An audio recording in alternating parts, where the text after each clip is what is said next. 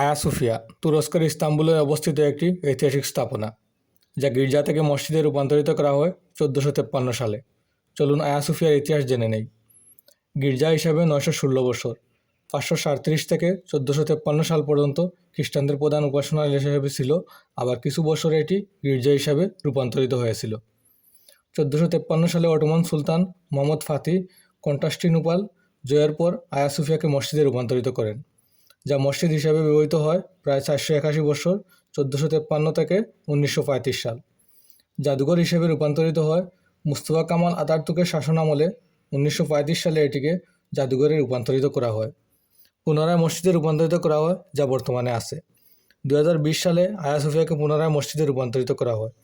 আয়া সোফিয়ার বিশাল গম্বুজ বিশ্বজুড়ে পরিচিত।